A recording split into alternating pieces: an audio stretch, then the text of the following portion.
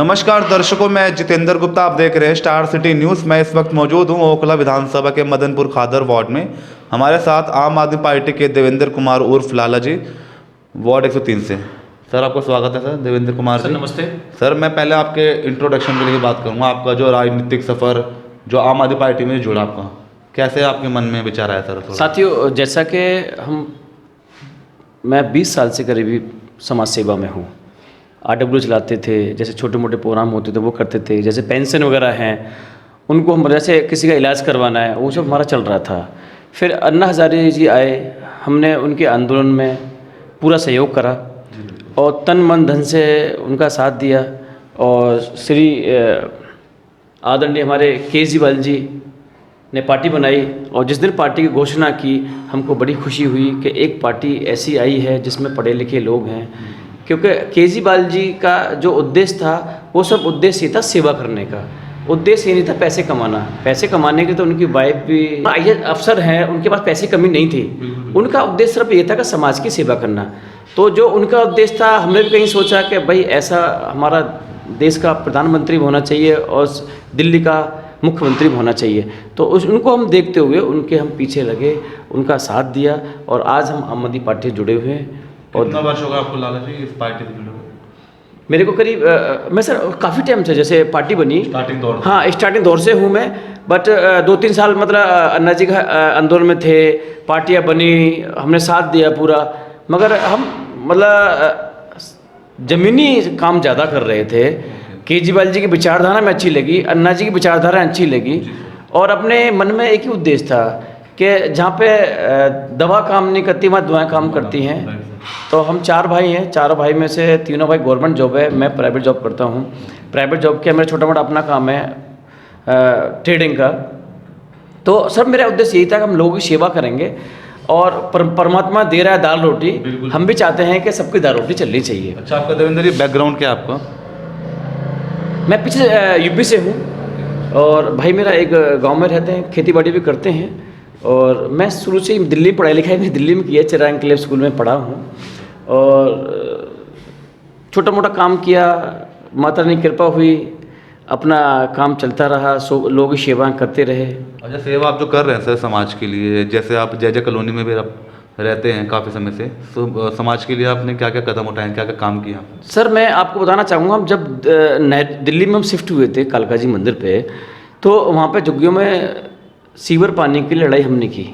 परवेज़ हाशमी जी से हमने डिमांड की कि यहाँ पे सीवर पानी की लाइन बिछाई जाए।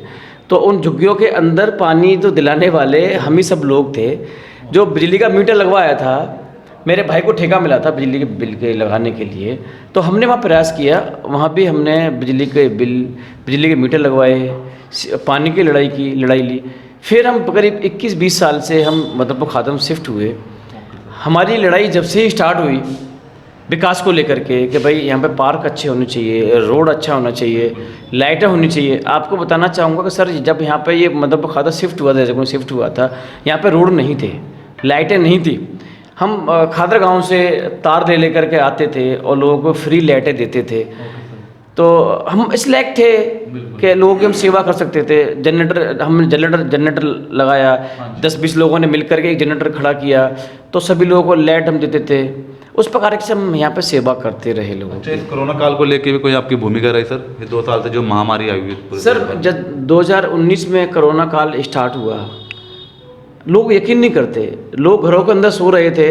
मैं आपको फोटोज भी दूंगा, जो मैंने कोरोना काल के अंदर काम किया है। साथियों, भाई साहब आपको बताना चाहूँगा कि जो हमारा केजरीवाल जी का उद्देश्य था लोगों की सेवा करना, वो मेरे अंदर पूर्ण जाग चुका था। तो मरना एक बार है। जब लोग घर में लोग बंद थे, तो हमने सोचा कि जब मरना तो एक बार ही है, जब पूरा देश ही नष्ट हो जाएगा। क्योंकि ऐसी हवा चल रही थी कि अब दिल्ली के अंदर फैल चुका है, बॉम्बे के अंदर फैल चुका है। तो गली नंबर 16 मदनपुर खादर एक्सटेंशन के अंदर पहला केस आया था कोरोना का। वो लड़की जो है किसी हॉस्पिटल में नर्स थी, तो उसको वहाँ से आया तो बुखार आया उसको। बुखार आने के बाद उसको कोरोना घोषित कर दिया गया। उस लड़की का तो हम सीधे SHO जाके मैं SHO साहब से, मैं SHO साहब मैं समाज सेवी हूँ, आप पुलिस मैन हैं, और दोनों का उद्देश्य ठीक है, आप गवर्नमेंट जॉब है, मेरा गवर्नमेंट जॉब नहीं है, मगर थोड़ा बहुत सेवा आप भी करते हैं, मगर मैं आपका फुल साथ दूंगा। हम एचओ साहब से मिले और हमारी पूरी टीम 20-25 लड़के पुलिस के साथ रहे और पहली ड्यूटी मैंने जो निभाई थी 16 नंबर गली के अंदर मदनपुर खासनगर एक्सटेंशन में। मैं गेट पे खड़ा होता था, वो अकेली बेटी थी, बाहर से लॉक कर दिया था। मैं उसको अपना नंबर दे के आया, मैं बाबू तेरे को कोई भी तकलीफ़ हो, कोई भी चीज़ ज़रूरत हो, मैं आपको सामान लेके घर पहुंचाऊंगा।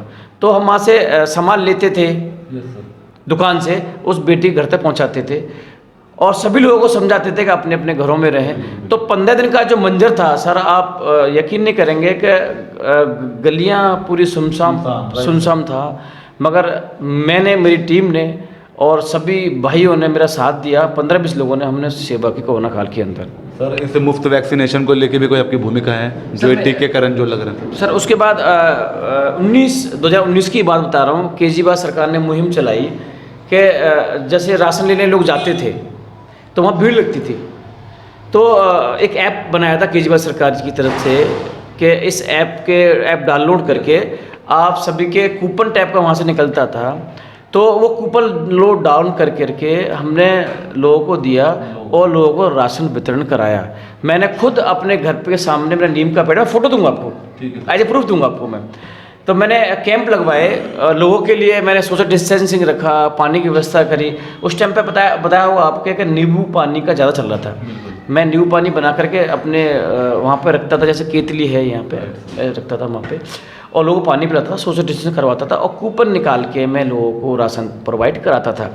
अच्छा, कुछ लोग ऐसे थे जिनके नौकरियाँ छूट चुकी थी, तो उनके फ़ोन आ रहे थे मेरे को। मैं काफ़ी टाइम से जनता से जुड़ा हुआ था, भैया हम घर में अकेले हैं, घर से पुलिस हमको निकलने नहीं दे रही, भैया घर में राशन नहीं है, सब्जी नहीं है। तो मैंने दूध की व्यवस्था, राशन की व्यवस्था जैसे मेरे सहयोग से हुई और मेरी टीम के सहयोग से हुई, वो हमने घर में जाके मुहैया कराई इन लोगों को। सर वार्ड 103 के क्या क्या हालात है, क्या समस्या इन क्षेत्रों को लेकर बात करें? सर मैं बताना चाहूँगा, वार्ड 103 एस की जो समस्या हैं बहुत गंभीर समस्या हैं। जो यहाँ का हर व्यक्ति है वो नरक की ज़िंदगी जी रहा है। वो नरक की ज़िंदगी जीने का मतलब एक है कि जैसे यहाँ पे सीवर पानी नहीं है, और सीवर पानी ना आने का एक बहुत बड़ा कारण है कि जो हमारी सरकार है, ये सरकार दिल्ली जो है पूर्ण बहुमत का दर्जा नहीं है दिल्ली के लिए। तो इसमें एलजी साहब बैठते हैं, वो बीजेपी से कहलाते हैं, 7 सांसद हैं वो बीजेपी से कहलाते हैं। हमारे माननीय विधायक अमृतुल्लाह खान जी इस कॉलोनी के लिए कुछ करना चाहते भी हैं तो सांसद हैं, पीछे महेश गिरी रहे, अब गौतम गंभीर जी हैं, वो सब काम रोकने का काम करते हैं, काम को करने का काम नहीं करने देते। जैसे मैं आपको बहुत बड़ा प्रूफ दूंगा, अभी फेज 3 के अंदर हम ट्रांसफार्मर लगवा रहे थे बिजली का। जैसे बिजली भी चली जाती है, बिजली चली जाती है, तो उसको डाइवर्ट करने के लिए जैसे लोड होता है ट्रांसफार्मर के ऊपर, तो हमने उस ट्रांसफर को विधायक जी से मंजूरी कराया और वहाँ पे लगाना हमने स्टार्ट कर दिया।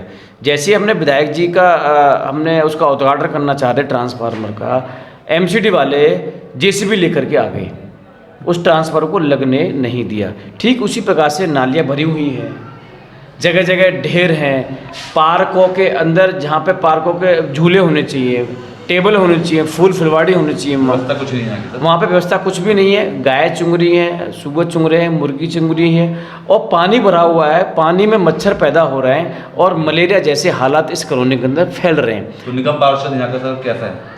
मैं निगम पार्षद की बात करूँ, मैंने यहाँ की जो समस्याओं को लेकर के मैं कई बार लाइव आया हूँ। वार्ड 103 की समस्या को लेकर के मैं कई बार अपने फ़ोन से लाइव किया है, लोगों को अवगत कराया। मैंने एप्लीकेशन लिखी हुई है एमसीडी के लिए कि सब ये पार्कों के हालात हैं, नालियों के हालात हैं, रोडों के हालात हैं, मगर उन पर कोई कार्रवाई नहीं हुई, कोई कार्रवाई नहीं हो पा रही। और माननीय तुम्हारे निगम पार्षद जी संतोष देवी निगम पार्षद, ये तो सुभान अल्लाह हैं। अच्छा, अगर इनके बारे में जितना बोला जाए उतना ही कम है जी। इनके कान पे जूं तक नहीं रेंगती। आज देख लीजिए गलियों के अंदर काफ़ी समस्या देखी जा रही है सर, मगर इस बार का जैसे चुनाव है 22 में, जनता का क्या मूड है इस बार?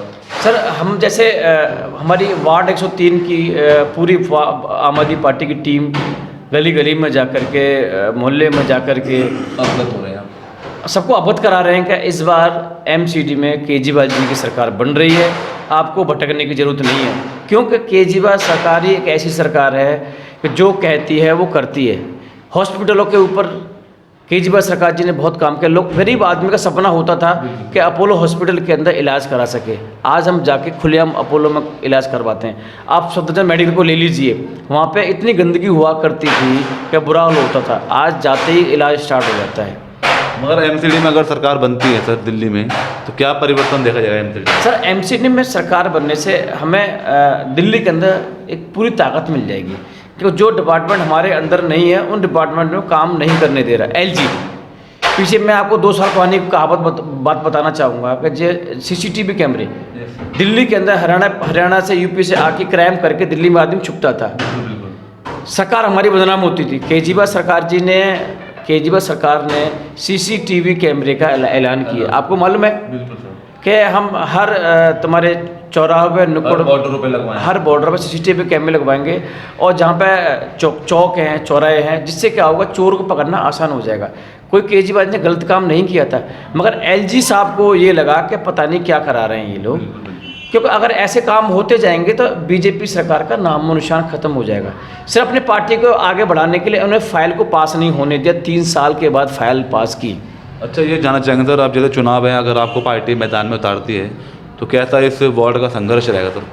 सर, ये तो पार्टी का रुझान होगा और पब्लिक का रुझान होगा, मगर कैंडिडेट सर यहाँ से आ रहा है लड़ने चुनाव के लिए, नाम नहीं लेना चाहूँगा, तो इस चीज़ को लेके आप क्या कहना चाहोगे? नहीं सर, ये सब हर आदमी का अपना अपना विचार है, लोकतंत्र है, हर आदमी अपनी आवाज़ उठा सकता है। अगर पार्टी जिसको भी अपना समर्थन करती है और पार्टी जिसको टिकट देती है, मेरा उद्देश्य तो उस पार्टी के मेंबर को जिताना है और लोगों की सेवा करना है। मेरा उद्देश्य सिर्फ यही रहेगा कि हमें अपने वार्ड 103 को आगे बढ़ाना है, इसका विकास करना है, क्योंकि निगम का जो चुनाव होता है वो वार्ड के लिए होता है, वार्ड के विकास के लिए होता है, पब्लिक सेवा के लिए होता है। अच्छा, और कुछ कहना चाहेंगे आप अपनी जनता को सर, लास्ट में एक संदेश? नहीं सर, लास्ट में जनता के लिए मेरा एक ही संदेश रहेगा कि मैं वार्ड 103 के निवासियों को, ओखला विधानसभा के निवासियों को और दिल्ली के निवासियों को एक ही उद्देश्य देना चाहता हूं कि जो हमारे वार्ड में, विधानसभा में, दिल्ली के अंदर जो 2022 के अंदर जो चुनाव आने वाले हैं, उसमें दिल्ली में सरकार एमसीडी की बन रही है और एमसीडी में केजरीवाल की सरकार बन रही है। अगर केजरीवाल सरकार एमसीडी के फुल बहुमत से आ जाती है तो आपको दिल्ली के अंदर जो मॉडल हमने अपने जहन में बसा रखा है, दिल्ली को मॉडल बनाने का, दिल्ली को स्वच्छ बनाने का और तुम्हारा ग्रीन बनाने का, क्लीन बनाने का, सुरक्षित बनाने का, उसको हम पूरा कर पाएंगे माननीय विधायक अमृतुल्ला खान की वजह से, माननीय केजरीवाल सरकार की वजह से। और मैं जनता को ये भी अंतिम संदेश देना चाहता हूँ, 2022 में चुनाव आने वाले हैं, आपने झाड़ू का बटन ही दबाना है। जय हिंद, जय भारत। तो यह हमारी सीधी बात देवेंद्र कुमार उर्फ लाला जी से, स्टार सिटी के साथ मैं जितेंद्र गुप्ता।